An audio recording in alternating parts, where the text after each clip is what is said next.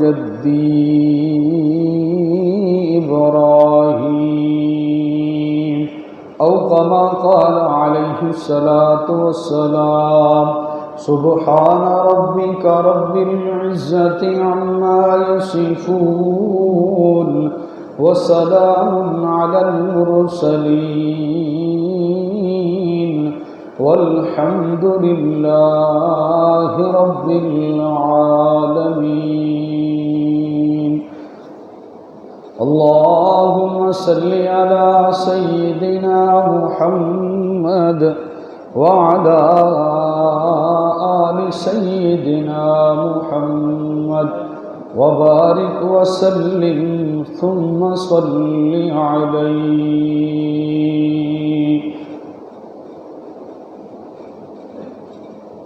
یہ فیضان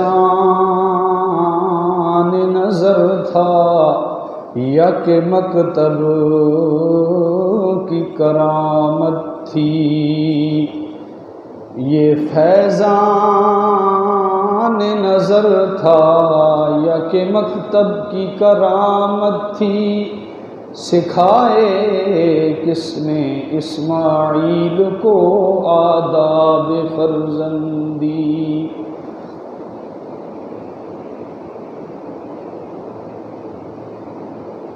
انتہائی قابل احترام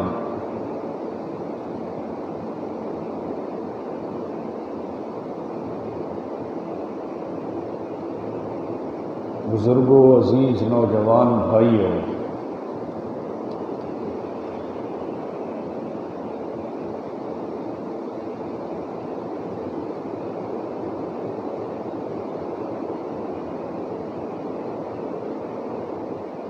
اسلامی مہینے کے اعتبار سے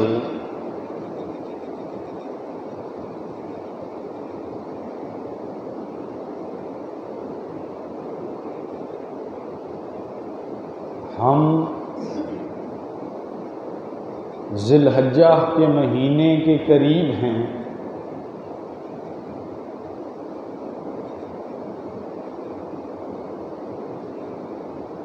اور اس مہینے میں اللہ رب العزت نے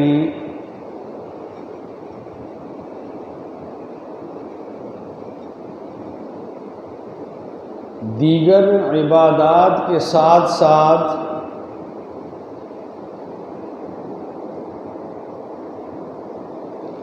دس ذی الحجہ کو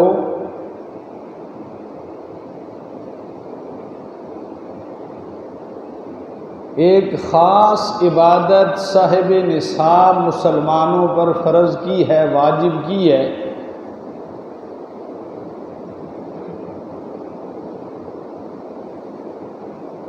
جسے ہم اپنی زبان میں قربانی کہتے ہیں.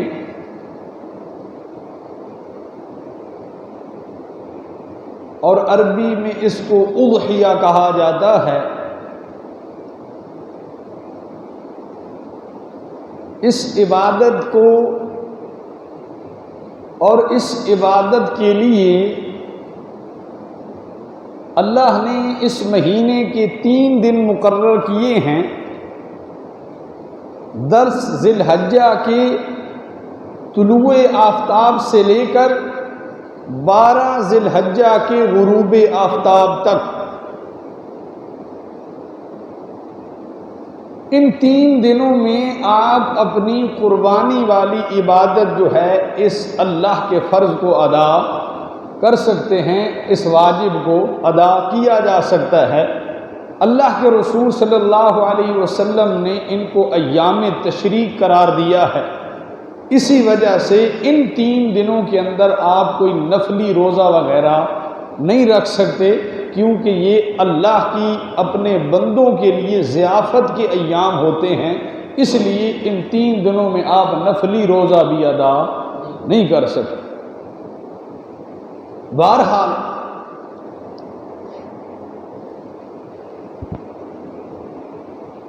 قربانی ایک عبادت ہے. یہ اللہ تعالیٰ نے امت محمدیہ پر واجب قرار دے دی ہے۔ فَصَلِّ لِرَبِّكَ وَانْحَرْ، انشاءاللہ کبھی موقع ملا تو اس کی وجوب پر بکثرت دلائل ہیں قرآن و سنت کے، وہ بھی انشاءاللہ بیان کیا جائے گا۔ لیکن اللہ تعالیٰ نے اس عبادت کو ہم پر واجب کیا، ہم پر فرض کیا، اور فرض کیا اپنے ان بندوں پر جو صاحب نصاب ہیں۔ صاحب نصاب ہیں، آپ کو بتاتا چلوں، آپ ایک بات ذہن کے اندر رکھ لیں، آپ نے قربانی آپ میں سے کافی حضرات نے کرنی ہوگی۔ اس کا نصاب یہ ہے جو قربانی ہے کہ ایام نحر جو ہیں، قربانی والے دنوں میں پورے سال کی شرط نہیں ہے قربانی کے لیے، یاد رکھو ہولان ہول یہ صرف زکوٰۃ کا حکم ہے۔ کس کا حکم ہے؟ زکوٰۃ کا حکم ہے۔ قربانی کا حکم یہ ہے کہ قربانی والے دنوں کے اندر اگر آپ کے پاس واجب الادا رقوم سے زیادہ 52.5 تولہ چاندی کے برابر اگر رقم ہے تو آپ پر قربانی کیا ہو جاتی ہے؟ واجب۔ چاہے آپ کے پاس زائد اتنا سامان ہے، چاہے آپ کے پاس زائد اتنا کوئی سونا چاندی پڑا ہوا ہے، چاہے آپ کے پاس اتنی مالیت کے کچھ اور چیزیں پڑی ہوئی ہیں جو آپ کی ضرورت سے زائد ہیں، جن کی قیمت 52.5 تولے چاندی کو پہنچ جاتی ہے، تو پھر آپ پر قربانی کیا ہوگی؟ واجب ہو جائے گی۔ اور یہ ہے قربانی کے دنوں کی۔ لیکن اس کے لیے چند شرطیں ہیں۔ ایک یہ ہے کہ بندہ مسلمان ہو، دوسرا عاقل ہو، عقل مند ہو، بے وقوف اور پاگل آدمی پر بھی قربانی واجب فرض نہیں ہے، اور تیسرا کہ بندہ آزاد ہو، غلام نہ ہو، اور چوتھا کہ بندہ مقیم ہو، مسافر نہ ہو، اور مسافر اور حاجی پر قربانی فرض نہیں ہے، کیونکہ حاجی بھی چونکہ ایام حج میں مسافر ہوتا ہے، اس لیے اس پر بھی قربانی فرض نہیں ہے۔ یہ شرطیں ہیں قربانی کے لیے۔ آج کے زمانے کے اندر تقریباً 52.5 تولہ چاندی کو جو قیمت ہے وہ 38,325 روپے بنتی ہے۔ کتنی؟ 38,325 روپے۔ اگر واجب الادا رقوم سے زیادہ آپ کے پاس اتنی رقم ہے، یا اتنی مالیت کا زائد سامان ہے، یا اتنی مالیت کے آپ کے پاس سونا چاندی ہے، تو پھر ان دنوں میں اگر موجود ہوگا تو پھر آپ پر قربانی کیا ہے؟ فرض اور واجب ہے۔ بات سمجھ آ گئی ہے میری؟ ہاں، یہ آپ کو اس لیے بتا دیا تاکہ آپ کو معلوم ہو جائے کہ صاحب نصاب قربانی کے لیے وہ کیا ہے، کون ہے۔ زکوٰۃ جو حکم ہے وہ اس سے تھوڑا سا مختلف ہے۔ بہرحال قربانی دراصل اللہ تعالی نے اس امت پر جو واجب کی ہے، اس کا ایک خاص پس منظر ہے۔ ان دنوں کے اندر جب قربانی کا موسم آتا ہے تو آپ دیکھیں گے مختلف مکاتب فقہ کے علماء جو ہیں وہ حضرت ابراہیم علیہ السلام کا ذکر کریں گے۔ ہر بندہ اپنے ذوق، اپنے شوق اور اپنے انداز کے مطابق ان دنوں میں سیدنا ابراہیم خلیل اللہ کا تذکرہ کرتا ہے۔ ہر بندے کا ایک اپنا انداز، اپنا ذوق ہوتا ہے، ان اپنے مخصوص الفاظ میں حضرت ابراہیم علیہ السلام کو کیا کیا جاتا ہے؟ یاد کیا جاتا ہے۔ صحابہ کرام نے پوچھا، یا رسول اللہ ما هذه الاضاحی، اے اللہ کے رسول یہ جو ہم قربانیاں دیتے ہیں 10 ذی الحجہ کو، اس کا پس منظر کیا ہے؟ یہ کیا چیز ہے؟ یہ کس قسم کی عبادت ہے؟ تو اللہ کے رسول صلی اللہ علیہ وسلم نے فرمایا، سنت ابیکم ابراہیم، یہ تمہارے دادا ابراہیم کی کیا ہے؟ سنت۔ ایک تو یہ سنت خلیل اللہ، سنت خلیل الرحمن علیہ السلام ہے جو اللہ نے اس امت پر فرض اور واجب کر دی ہے۔ اس کی فرضیت پر حضرت سیدنا ابوبکر صدیق رضی اللہ تعالی عنہ کا ایک خط ہے جو آپ نے بحرین کے والی کی طرف بھیجا تھا کہ اللہ تعالیٰ کے پیغمبر نے ہم پر اس چیز کو فرض کر دیا ہے۔ وہ صاف موجود ہے، ابن ماجہ کے اندر غالباً وہ روایت آتی ہے جس کے اندر وہ حضرت صدیق اکبر رضی اللہ تعالی عنہ کیا ہے خط۔ تو حضرت ابراہیم خلیل اللہ کی جو یہ سنت ہے اس کو سمجھنے کے ساتھ ساتھ حضرت ابراہیم کی ملت کو سمجھنا بھی کیا ہے وہ ضروری ہے کہ جس شخص نے اس انداز کے اندر اللہ کی عبادت کی، اللہ کے نام پر قربانی دی، اللہ کو اس کا وہ انداز اتنا پسند آیا کہ اللہ نے آتے ہوئی انسانیت، آنے والے مسلمانوں پر اس عبادت کو فرض کر دیا حضرت ابراہیم علیہ السلام کی یاد کے اندر۔ تو حضرت ابراہیم علیہ السلام کی جو ملت ہے دراصل اس کو سمجھنا ضروری ہے، پھر آپ کو قربانی کا فلسفہ سمجھ آئے گا، پھر آپ کو قربانی کا فلسفہ سمجھ آئے گا۔ ایک مقام نہیں، قرآن مقدس کے اندر بہت سارے ایسے مقام ہیں جن میں اللہ نے حضرت ابراہیم خلیل اللہ کا ذکر کیا، حضرت ابراہیم خلیل اللہ کا ذکر کیا۔ اور آگے چل کر میں آپ کو ایک اور بات بتاتا ہوں، تو اگر آپ ان حصوں کو ڈیوائیڈ کریں، تقسیم کریں، تو وہ 3 حصے بنتے ہیں، 3 حصے بنتے ہیں۔ 3 طریقوں سے اللہ نے حضرت ابراہیم خلیل اللہ کا ذکر کیا۔ ایک دعوت حضرت خلیل، حضرت ابراہیم خلیل اللہ کی دعوت، ان کے نظریات، ان کے افکار، اور دوسرا حضرت ابراہیم علیہ السلام کی ابتلاء اور آزمائش اور قربانیاں، اور تیسرا حضرت ابراہیم علیہ السلام کی دعائیں اور اللہ کا حضرت ابراہیم کی تعریف کرنا۔ ان 3 طریقوں کے ساتھ یا 4 طریقوں کے ساتھ اللہ نے حضرت ابراہیم خلیل اللہ کا اپنی اس مبارک کلام کے اندر تذکرہ کیا۔ آپ اس بات کی حضرت ابراہیم خلیل اللہ کی سیرت اور ان کی ملت کی اہمیت کا اس آیت سے اندازہ لگا لیں جس کے بارے میں اللہ نے ارشاد فرمایا، ان اتبع ملت ابراہیم حنیفہ، میرے پیغمبر آپ کے لیے بھی یہ لازم ہے کہ آپ ملت ابراہیم کی اتباع کریں۔ میری بات آپ کو سمجھ آئی ہے یا نہیں کہ ملت ابراہیم یہ اتنی اہم ہے، اتنی ضروری ہے کہ جد الانبیاء حضرت ابراہیم خلیل اللہ، حضرت ابراہیم خلیل اللہ کی ملت کی اتنی اہمیت ہے کہ اللہ تعالیٰ نے امام الانبیاء سید المرسلین حضور نبی کریم صلی اللہ علیہ وسلم کو بھی حکم دیا ہے کہ آپ بھی ملت ابراہیم کی کیا کریں، پیروی کریں۔ تو اس چیز سے یہ اندازہ ہوتا ہے، اس آیت سے یہ بات واضح ہوتی ہے کہ حضرت ابراہیم کی ملت کی اللہ کے ہاں کتنا بڑا مقام۔ میری بات سمجھ آ گئی ہے آپ کو؟ اب سنیں، وَإِذِ ابْتَلَىٰ إِبْرَاهِيمَ رَبُّهُ بِكَلِمَاتٍ فَأَتَمَّهُنَّ۔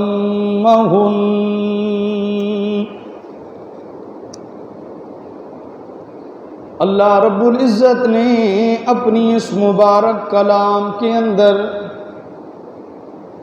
حضرت ابراہیم علیہ السلام کے متعلق ارشاد فرماتے ہوئے فرمایا، وَإِذِ ابْتَلَىٰ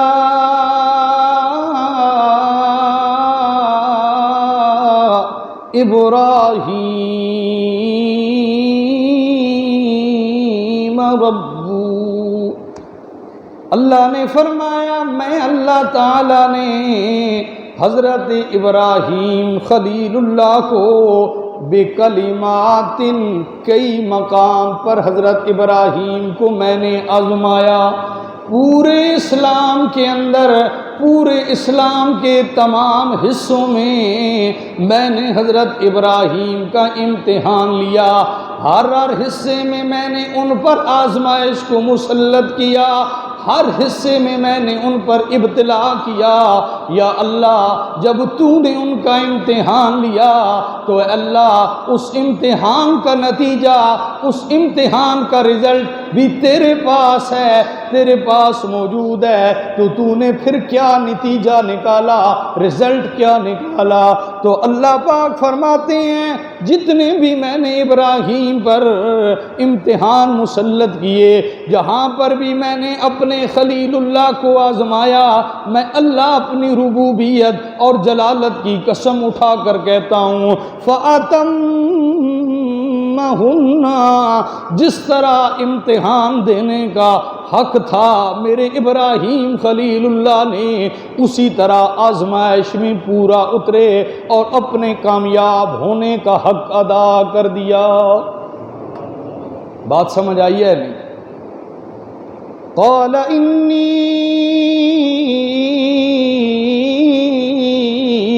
جاعلک للناس اماما قال ومن ذریتی قال لا ینال احد الظالمین۔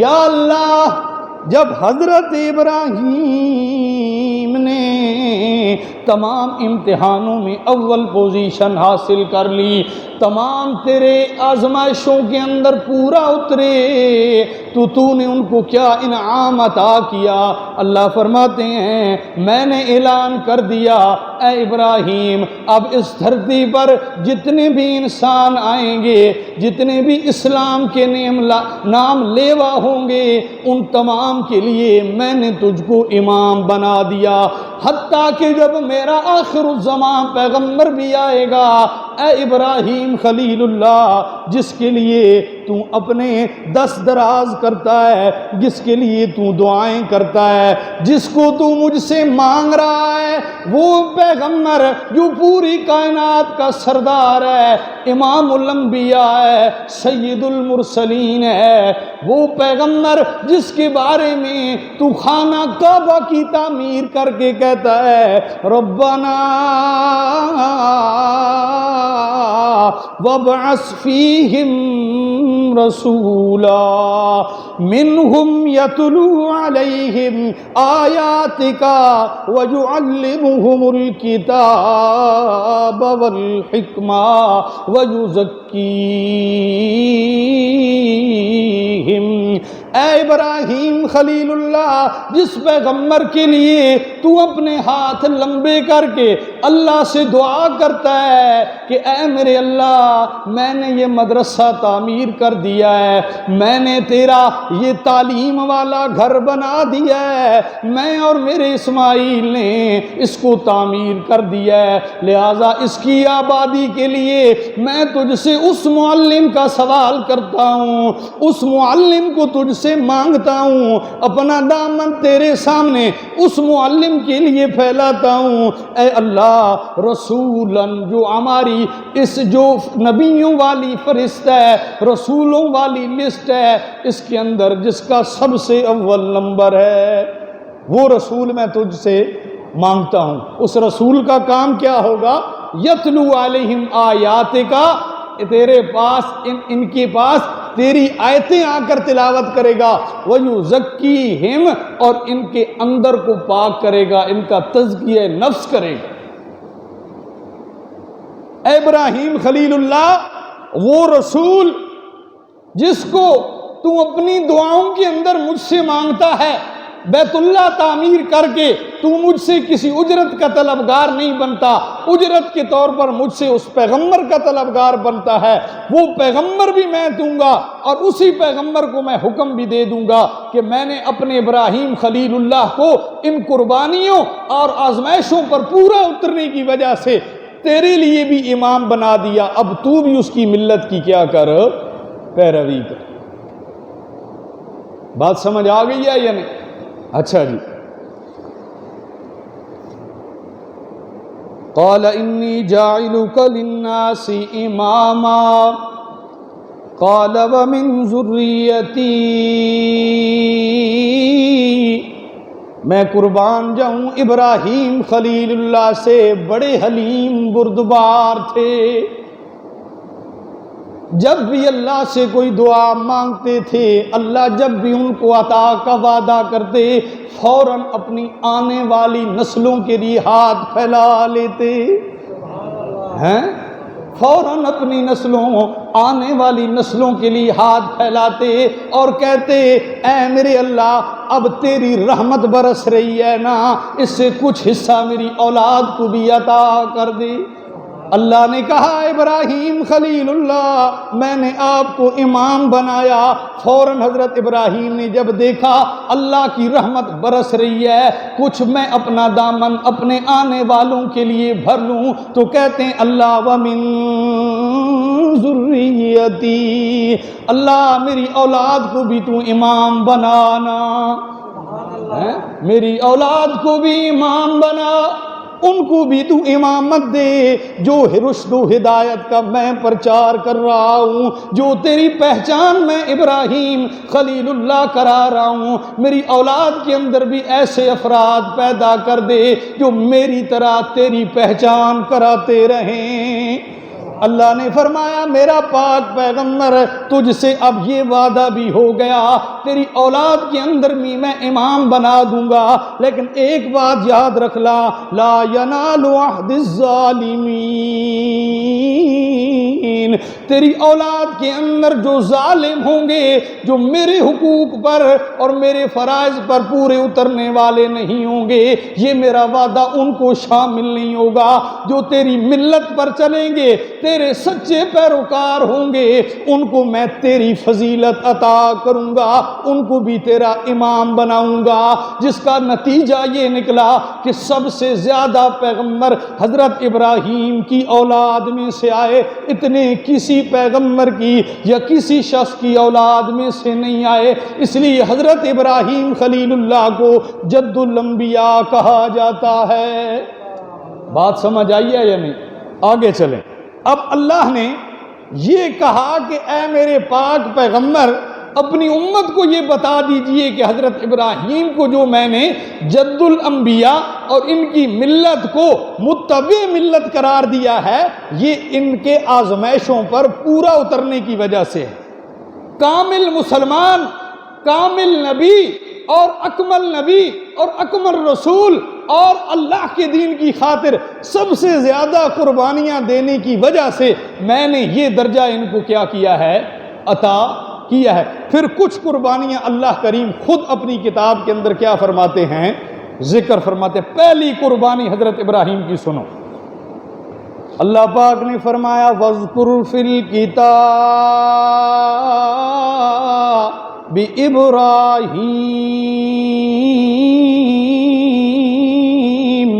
إِنَّهُ كَانَ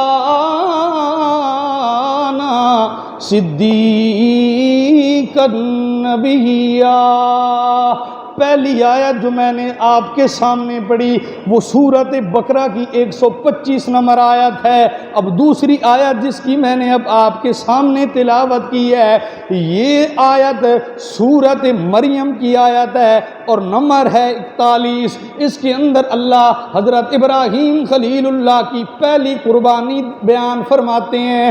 اللہ نے فرمایا وَاذْكُرْ فِي الْكِتَابِ إِبْرَاهِيمَ، اے میرا پاک پیغمبر، اے ساری کائنات کا منٹھار پیغمبر، پوری کائنات کا سردار پیغمبر، میرے والضحیٰ والے چہرے والے پیغمبر، واللیل والی زلفوں والے پیغمبر، الم نشرح لک صدرک والے سینے والے میرے پاک پیغمبر، چاند سے زیادہ پرنور میرے محمد الرسول اللہ، واذکر ذرا بیان کیجئے میرے پیغمبر، ذرا تذکرہ کرنا اپنی مبارک زبان سے کرنا۔ یہ کوئی عام شخصیت کا ذکر نہیں ہونے لگا، یہ کوئی عام شخصیت کا ذکر نہیں ہے، بلکہ اللہ پاک فرماتے ہیں اے میرا پاک پیغمبر، میں اپنا پیغمبر ابراہیم کا ذکر کرنا چاہتا ہوں، اپنی کتاب کے اندر کرنا چاہتا ہوں اور تیری زبانی کرانا چاہتا ہوں۔ بات سمجھ آئی ہے یا نہیں ہے؟ کرانا ذکر حضرت ابراہیم کا چاہتا ہوں۔ کہاں پر؟ اپنی کتاب پر، جس کتاب کو میں نے تمام کتابوں کا سردار کتاب بنایا، اور تیری زبان سے کہ جس زبان کو میں نے تمام زبانوں کا سردار بنایا۔ بات سمجھ آ گئی ہے نہیں؟ ہاں۔ وَاذْكُرْ فِي الْكِتَابِ إِبْرَاهِيمَ، یا اللہ حضرت ابراہیم کا ذکر کروں، بیان فرما میرے اللہ، تو حکم کر، میں تیرے حکم کی تعمیل کروں گا۔ اللہ نے فرمایا انہو کان صدیقا نبیّا، میرا ابراہیم سچا نبی تھا۔ ابو بکر تیرا صدیق ہے اور ابراہیم میرا صدیق تھا۔ ابو بکر تیرا صدیق ہے اور ابراہیم میرا صدیق تھا۔ اس نے وہ سچ بیان کیا اور اس سچ کے لیے مشکلیں برداشت کی جو سچ میری وحدانیت والا سچ تھا۔ اس لیے امام التوحید، امام الموحدین حضرت ابراہیم خلیل اللہ کو کہا جاتا ہے، جنہوں نے بڑی کھل کر اللہ کی توحید بیان کی اور بڑی زیادہ اللہ کی توحید کے لیے دین کے اندر مشکلات برداشت کی۔ اللہ نے فرمایا سن میرا پاک پیغمبر، پہلا سچ میرے ابراہیم کا کہ جب اس نے پہلا سچ اپنی اس مبارک زبان سے بولا، اذ قال لأبی یا ابت لم تعبد ما لا يسمع ولا يبصر ولا يغنی عنک شیئا، جب میں نے اپنے ابراہیم کو حکم دیا کہ میرا پاک پیغمبر اب میں نے آپ کو رسالت دے دی ہے، نبوت دے دی ہے، پہلا حکم میرا تجھ کو یہ ہے کہ یہ جو غیر اللہ کے پجاری ہیں، میرے علاوہ دوسروں کی پوجا کرنے والے ہیں، اللہ کے ولیوں کی پوجا، اللہ کے نبیوں کی پوجا، اللہ کی بنائی ہوئی مخلوق سورج چاند ستاروں کی پوجا، بتوں کی پوجا، پتھروں کی پوجا، اے میرے پاک پیغمبر مجھ کو چھوڑ کر جو غیروں کے دروں پر جھکنے والے ہیں، غیروں کے سامنے سجدے کرنے والے ہیں، غیروں کی منت منوتیاں ماننے والے ہیں، غیروں کی غائبانہ سور و پکار کرنے والے ہیں، غیروں کو حاجت روا اور مشکل کشا سمجھنے والے ہیں، اے میرا پاک پیغمبر ان کے سامنے تو میری توحید بیان کر اور ان کو کہہ کہ اگر کوئی ذات عبادت کے لائق ہے تو وہ صرف ایک اکیلے اللہ کی ہے، اس کے سوا کوئی نہیں ہے۔ تو حضرت ابراہیم نے اس دعوت والے عمل کا آغاز سب سے پہلے اپنے گھر سے کیا اور اپنے باپ کو کہتے ہیں یا ابتی، اے میرے ابا جان، اے میرے پیارے والد محترم، مجھے بتاؤ نا لما تعبدو، آپ ان کی کیوں عبادت کرتے ہیں؟ یہ آپ کے معبود ہیں نا، یہ آپ کے معبود ہیں، آپ ان کی عبادت کرتے ہیں، ان کے نام کی نظر و نیاز دیتے ہیں، ان کی غیبانہ سور و پکار کرتے ہیں، ان کی المدد کے ان کے لیے نعرے بھی آپ لگاتے ہیں، مشکلیں میں پھنس جاؤں تو ان کے نام کی نظریں بھی مانتے ہو کہ بابا جی ہم کو آپ اس سے نجات دلائیں، تو میں آپ کے آستانے پر آ کر دیکھ دوں گا، بکرا دوں گا، ہیں؟ یہ آپ ان کی منتیں بھی مانتے ہیں۔ ابا جی میں آپ کا بیٹا ہوں، آپ مجھے بھی یہ فلسفہ سمجھائیں نا کہ ان کے اندر عبادت والی کون کون سی خصوصیات ہیں، عبادت والی کون کون سی خصوصیات ہیں؟ ابا جی معبود کے اندر 3 صفتوں کا ہونا ضروری ہے۔ اوے بلانی والو سنو، اپنے دلوں کے اندر ان باتوں کو رقم کرو، کھلے عام کوئی آپ کو آ کر اللہ کی توحید سنائے گا، ہر بندہ یہاں پر بیٹھ کر اس طرح حق نہیں ادا کر سکتا۔ سنو، یہ باتیں اپنے پلڑے کے اندر باندھ لو، پکا کر لو ان کو۔ حق بات بیان کرنا یہ بڑی مشکل کا کام ہے، بہت سی چیزیں برداشت کرنی پڑتی ہیں۔ سنو، حضرت ابراہیم کی ملت کا متبع بننا یہ کوئی آسان کام نہیں ہے۔ اللہ کا قرآن کہتا ہے ما لا يسمع ولا يبصر ولا يغني عنك شيئا۔ ابراہیم خلیل اللہ 3 معبودوں کی صفتیں گنا کر اپنے ابا سے پوچھتے ہیں، اپنے والد کے سامنے وہ 3 صفتیں رکھتے ہیں۔ پہلی صفت یہ ہے، اے ابا جی مجھے یہ بتائیں، لا یسمعو، جب ان کو آپ پکارتے ہیں تو یہ آپ کی پکار سنتے ہیں یا نہیں سنتے؟ میں تو کہتا ہوں یہ نہیں سن سکتے۔ کوئی سمجھ آئی نہیں آئی؟ ہاں، یہ ابراہیم خلیل اللہ کہہ رہے ہیں، اور جناب محمد الرسول اللہ کیا کہتے ہیں؟ حضرت ابراہیم کے پوتے کیا کہہ رہے ہیں؟ وہ فرماتے ہیں ان تدعوہم لا يسمعوا دعاءكم والذين تدعون من دونه لن يخلقوا ذبابا والذين تدعون من دون الله لا يستجيبون۔ اللہ پاک نے ایک اور مقام پر فرمایا من اضل ممن يدعو من دون اللہ من لا يستجیب له الى یوم القیامہ والذین تدعون من دونه ما يملكون من قطمیر۔ اللہ کا پیغمبر کہہ رہا ہے اوے لوگو جو اللہ کو چھوڑ کر غیر اللہ کی پکار کرنے والے ہیں، میں محمد الرسول اللہ تم کو کہتا ہوں کہ وہ ایک قطمیر کے مالک بھی نہیں ہیں۔ ہاں قطمیر کہتے ہیں کھجور کی گٹھلی کے درمیان جو ہلکا اور خفیف سا ایک تار نما چیز ہوتی ہے اس کو قطمیر کہا جاتا ہے۔ کھجور کے اندر گٹھلی پر پردہ سفید رنگ کا، اور سنٹر کے اندر ایک چھوٹی سی لکیر ہوتی ہے، اس لکیر کے اندر ایک دھاگا ہوتا ہے۔ اوے ابھی رمضان گزرا ہے، قریب کھجوریں تو آپ نے کھائی ہوں گی، ہوتا ہے یا نہیں ہوتا؟ اس کو کیا کہتے ہیں؟ قطمیر۔ اس کو کیا کہا جاتا ہے؟ قطمیر۔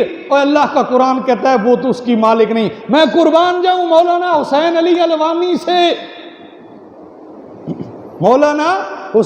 الوانی سے، انہوں نے بڑا زبردست اس کا مفہوم بیان کیا۔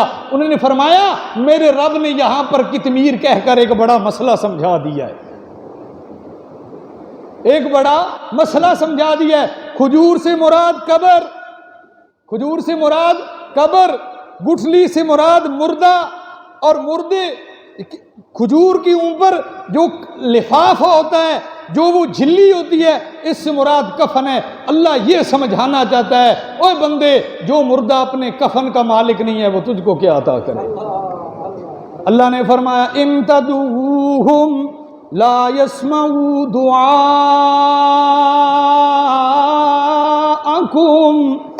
ہاں سنو، اللہ کا قرآن کہتا ہے، محمد الرسول اللہ کی زبان کہتی ہے اگر تم ان کو پکارو لا تدعوہم، تمہاری پکاروں کو نہیں سن سکتے، ولو سمعوا،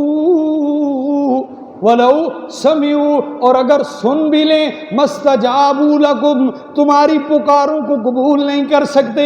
ہاں یہی بات ابراہیم خلیل اللہ نے کہی تھی، ما لا یسمعوا، اے ابا جی یہ جن کی آپ پوجا کرتے ہیں میں دیکھ رہا ہوں، بچپن سے دیکھ رہا ہوں، لا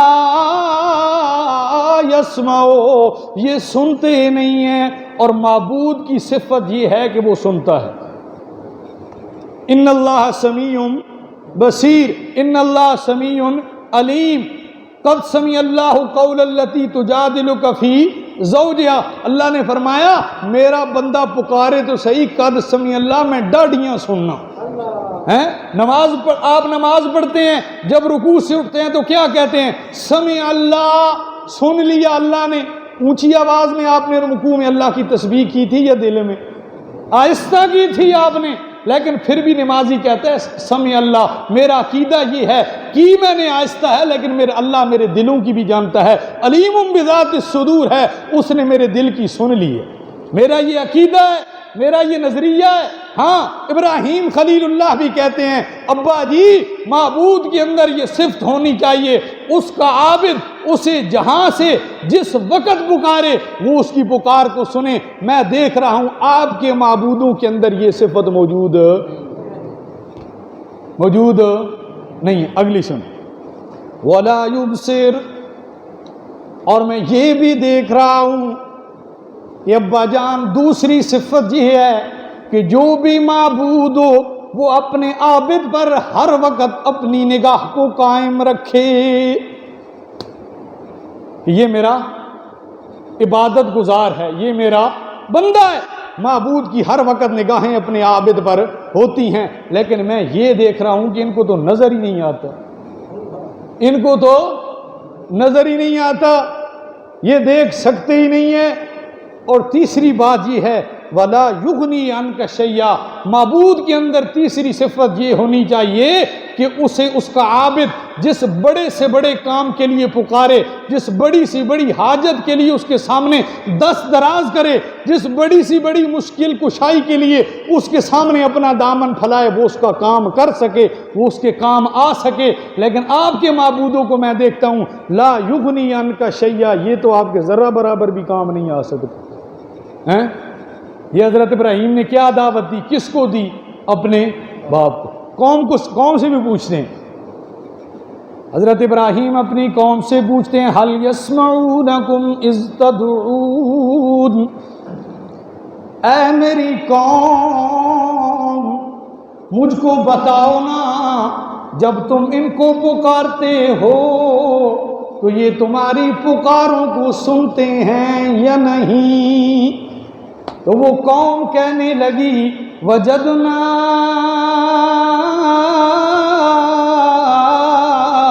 علیہ آباءنا کذالک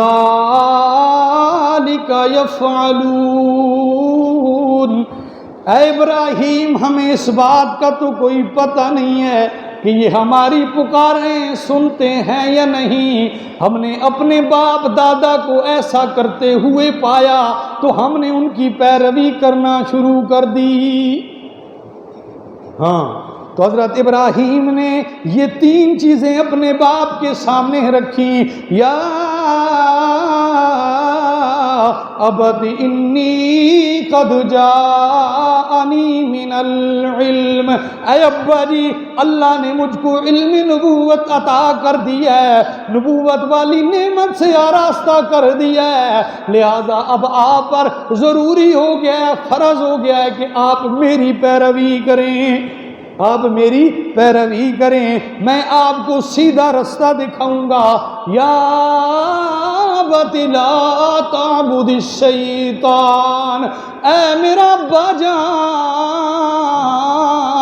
اللہ کو چھوڑ کر، رحمان کو چھوڑ کر غیر اللہ کی پوجا کرنا، غیر اللہ کی عبادت کرنا، چاہے وہ غیر اللہ اللہ کا پیغمبر ہی کیوں نہ ہو، چاہے وہ غیر اللہ اللہ کا ولی کیوں نہ ہو، چاہے وہ کتنا ہی برگزیدہ بندہ کیوں نہ ہو، چاہے وہ فرشتہ ہی کیوں نہ ہو، چاہے وہ جنی کیوں نہ ہو، چاہے وہ سورج کیوں نہ ہو، چاہے وہ چاند کیوں نہ ہو، جو بھی اللہ کے علاوہ جتنی مخلوق ہے ان کی عبادت کرنا یہ شیطان کا رستہ ہے، رحمان کا رستہ نہیں ہے، لہذا لا تعبد الشیطان، شیطان کی عبادت نہ کیجیے، شیطان کے پیچھے مت چلیے، ان الشیطان کان للرحمن عصیا، کیونکہ شیطان رحمان کا نافرمان ہے، وہ اپنے متبع کو اللہ کا تابعدار کبھی بھی نہیں بننے دے گا، وہ اللہ کا ہمیشہ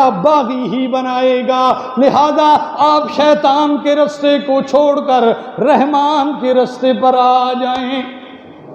جی جمعے والے دھڑے تسی شیطان نہ رستہ چھوڑ کے رحمان نہ رستہ اپنے ہو تے سج دھد کے مسجد چ آ جانے ہو تے باقی نمازاں تے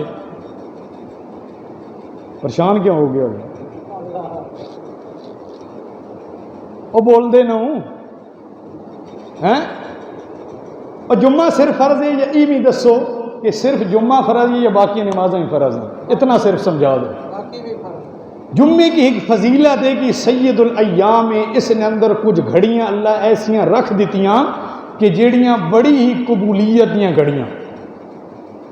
اللہ نے رسول فرما دیتا کہ اللہ تعالیٰ اس کی ہفتے نے جتنے دن انہوں نے کیا بنا دیتا، سردار بنا دیتا، لیکن باقی نمازیں نہیں فرضیت جڑی وہ تو اپنی جگہ تے کیے ہوئے برقرار۔ جیاں جمعہ فرض ہے باقی نمازیں بھی اسی طرح فرض ہیں۔ جمعے والے دن سارے تسی آ جانے ہو اور باقی ہفتے نماز 21 مولوی تسا کی مسئلہ دسا ہوا ہے، ایک جمعہ پڑھ لو تو ہفتے نہیں پچھلے جڑا عمال نامہ اس سے قلم پھر جان لی۔ کسی نے آپ کو اگر یہ مسئلہ بتایا ہے تو اس نے آپ کے ساتھ زیادتی کی ہے، ظلم کیا ہے۔ جس طرح جمعہ فرض ہے اور آپ باقاعدگی کے ساتھ تیار ہو کر مسجد کے اندر جمعہ کی نماز ادا کرنے کے لیے آتے ہیں، میرے بھائیوں اسی طرح آپ جمعے کے بعد جو عصر کی نماز آئے گی وہ بھی اسی طرح فرض ہے، اسی طرح عین جسی طرح ابھی منادی نے یہاں پر کھڑے ہو کر ندا لگائی، اللہ کے قاصد نے آپ کو اللہ کی طرف بلایا، اسی طرح عصر کو بھی ایک قاصد یہاں پر کھڑا ہو کر بلائے گا، آئیں گے انشاءاللہ۔ تو مزہ تو یہ ہے کہ آپ یہاں سے کچھ ہدایت لے کر جائیں، جو ہوں آپ کے کانوں کے اندر اذان پڑے، ضروری نہیں کہ آپ یہیں پر آئیں، جہاں پر بھی ہیں، کھیتی باڑی کر رہے ہیں، آپ اپنے کسی کام دفتر کے اندر ہیں، فرض ادا کریں، وہاں پر آپ اگر 2-3 ہیں تو آپ جماعت کرا لیں، اور اگر آپ دور ہیں اور اکیلے ہیں تو اکیلے پڑھ لیں۔ اللہ نے تو بڑی وسعت دی ہے آپ کو اپنے فرائض کی ادائیگی میں۔ میری بات سمجھ آ گئی ہے یا نہیں؟ ہاں، رحمان کے رستے پر چلو، شیطان کے رستے پر مت چلو۔ ہاں، اگلی بات سنو جی، قربانی۔ قال راغب انت عن آلہتی یا ابراہیم، پہلی دعوت ابراہیم خلیل اللہ کی اور پہلی قربانی حضرت ابراہیم خلیل اللہ کی، جب باپ کے سامنے ان کے معبودوں کی الوہیت کی نفی کر دی کہ یہ نہ کچھ کر سکتے ہیں، نہ کروا سکتے ہیں، نہ سن سکتے ہیں، نہ جواب دے سکتے ہیں، نہ دیکھ سکتے ہیں، جب حضرت ابراہیم خلیل اللہ کے والد آزر نے اپنے معبودوں کی توہین کو دیکھا تو وہ فوراً حضرت ابراہیم کو کہنے لگا اراغب انت عن آلہتی یا ابراہیم، او ابراہیم تو میرے معبودوں کی عبادت سے منہ موڑ رہا ہے، ان کی الوہیت کی نفی کر رہا ہے، تو یہ کہہ رہا ہے میرا بیٹا ہو کر کہ یہ کچھ نہیں کر سکتے، یہ کسی چیز کے مالک نہیں ہے، یہ ایک سوئی بھی آپ کو عطا نہیں کر سکتے، یہ مکھی بھی آپ کو نہیں دے سکتے، مکھی سی چھینی ہوئی چیز کو بھی آپ کو عطا نہیں کر سکتے۔ ہاں ہاں اے ابراہیم خلیل اللہ، تو نے میرے معبودوں کی توہین کی ہے، لہٰذا میں تجھے وارننگ دیتا ہوں، لَإِن لَّمْ تَنْتَهِ لَأَرْجُمَنَّكَ وَاهْجُرْنِي مَلِيًّا۔ اے ابراہیم، اگر آئندہ تو نے میرے معبودوں کی توہین کی، اگر تو نے یہ کہا کہ یہ کچھ بھی نہیں کر سکتے، ایک ذرے کے مالک بھی نہیں ہے، تو سن لے میں تیرا باپ ضرور ہوں، شفقت پدری میری تیرے ساتھ ضرور ہے، لیکن میرے معبودوں کے بارے میں اگر تو نے کچھ کہا تو میں تجھے پتھر مار مار کر سنسار کر دوں گا۔ وَاهْجُرْنِي مَلِيًّا، اسی وقت میرا گھر چھوڑ دے اور یہاں سے نکل جا، اب دوبارہ مجھے کبھی اپنی شکل مت دکھانا۔ قال سلام علیک، حضرت ابراہیم نے 1 منٹ کبھی تأمل نہیں کیا، یا باپ سے کوئی معذرت نہیں کہی، بلکہ فوراً کہا ابا جی اللہ کے لیے گھر کیا، میں تو دنیا بھی چھوڑ سکتا ہوں۔ جب باپ تھے، جب بیٹے تھے، باپ کی قربانی دے دی، ہاں گھر بار کی قربانی دے دی، وطن کو قربان کر دیا، اپنے علاقے کو قربان کر دیا، اور جب باپ بنے تو بیٹے کی قربانی دے دی۔ بیٹے کی قربانی انشاءاللہ اگلے جمعہ کو بیان کروں گا، وقت کم ہے، وما علینا الا البلاغ۔